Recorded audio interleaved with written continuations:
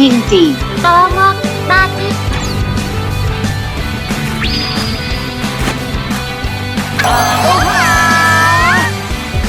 Oke kima-kimaku sekalian, selamat datang dan kembali lagi di channel Vijinti.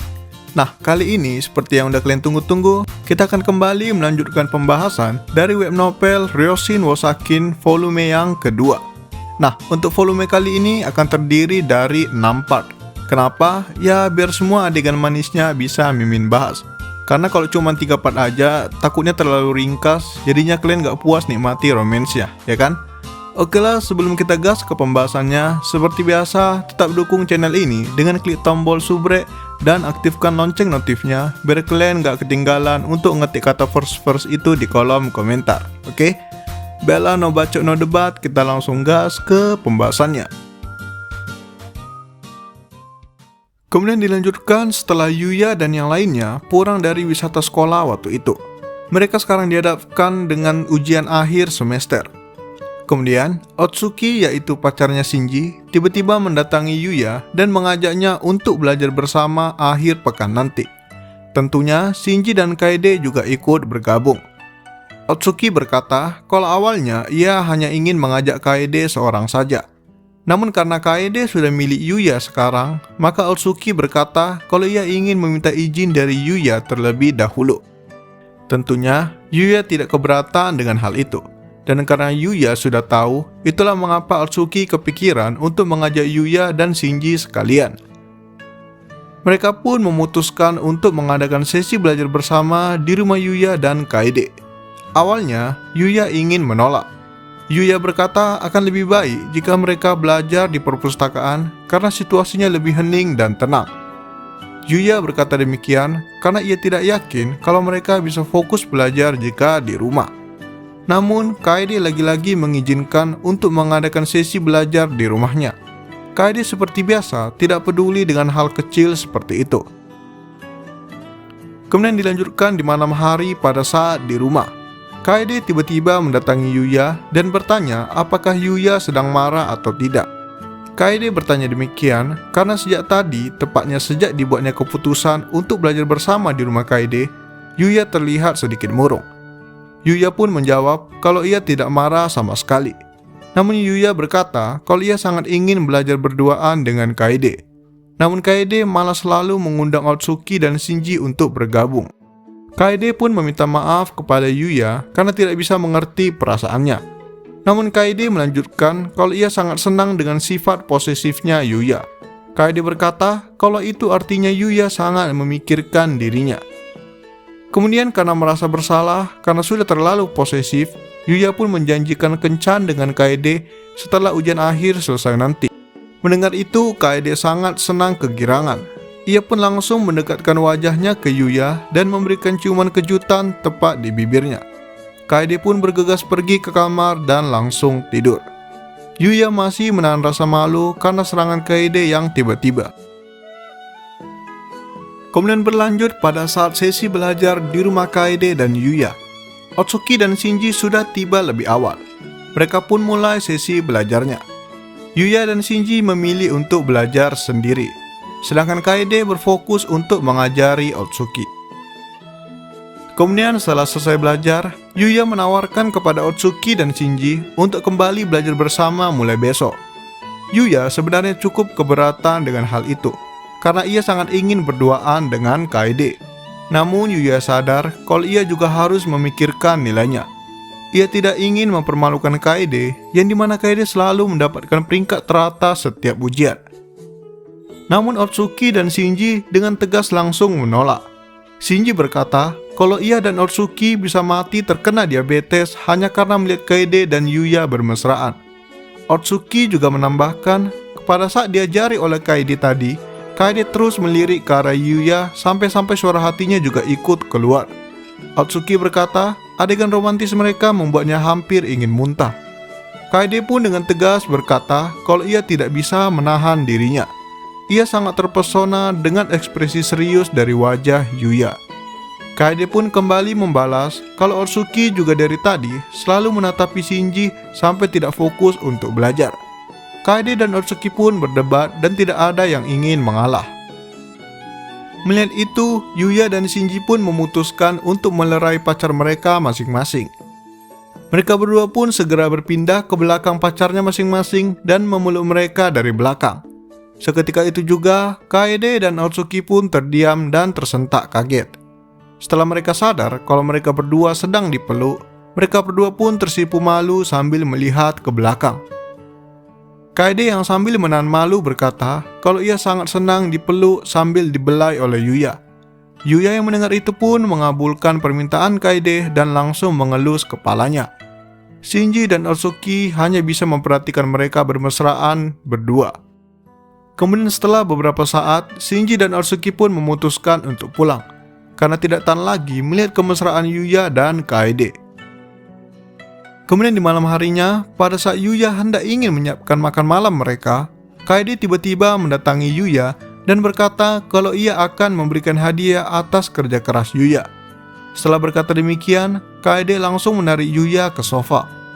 Kaede pun langsung duduk di belakang Yuya dan memeluknya dari belakang persis seperti yang dilakukan Yuya tadi. Kaede kemudian menggigit daun telinganya Yuya dan mengajak Yuya untuk berciuman. Yuya yang tidak ingin membuang kesempatan emas tersebut menerima ajakan Kaede dan mereka pun berciuman bibir ke bibir. Mereka melakukan hal tersebut berulang-ulang kali sampai beberapa kali. Setelah beberapa saat, Kaede tiba-tiba menghentikan ciumannya dan langsung bergegas ke dapur untuk memasak. Kaede berkata kalau ia harus menghentikan itu sebelum ia kehilangan akal sehatnya. Kalian tahu lah apa maksudnya, Kima. Mendengar itu, Yuya pun setuju dan mereka pun segera memasak. Kemudian setelah selesai makan, Yuya memutuskan untuk segera mandi. Namun lagi-lagi Kaede mendatanginya dan mengajaknya untuk mandi bersama. Kaede menawarkan kalau ia akan menggosok punggung Yuya. Mendengar itu, Yuya sadar kalau Kaede lagi-lagi ingin menyerangnya dan membuat dirinya malu seperti sebelumnya. Yuya pun memutuskan untuk melawan balik dan kemudian berkata kalau ia setuju untuk mandi bersama dan bahkan ia juga akan menggosok punggung Kaede. Mendengar itu, Kaede pun terdiam malu. Yuya berhasil menyerang Kaede tepat sasaran.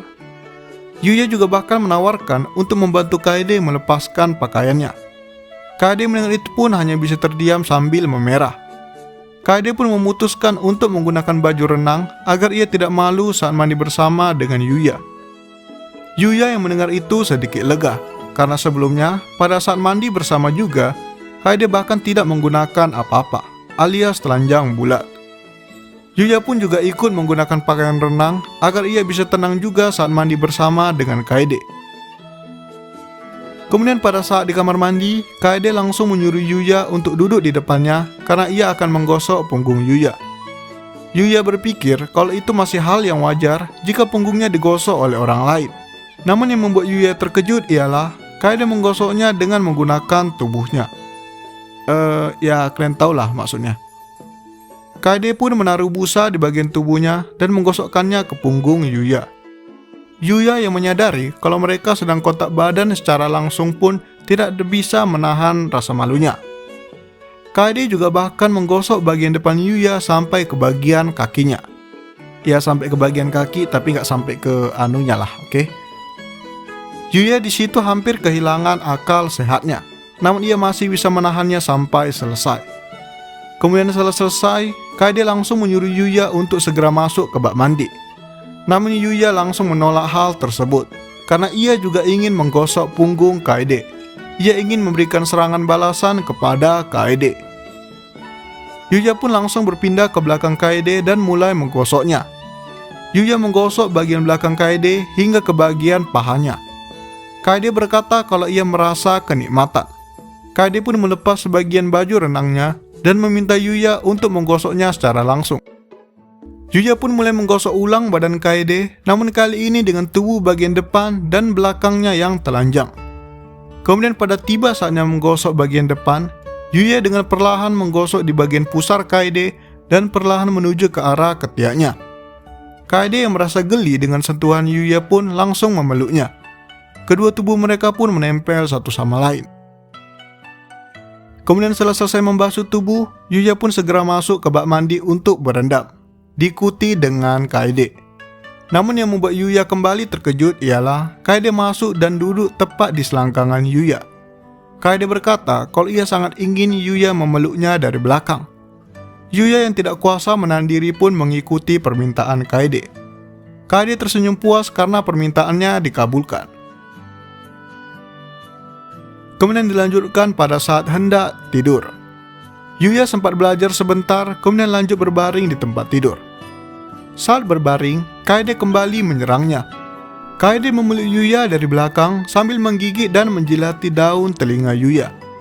Yuya terpaksa harus kembali menahan dirinya. Kemudian Kaede membisikkan ke telinga Yuya kalau ia ingin mendapatkan ciuman selamat tidur. Yuya sempat terdiam sebentar.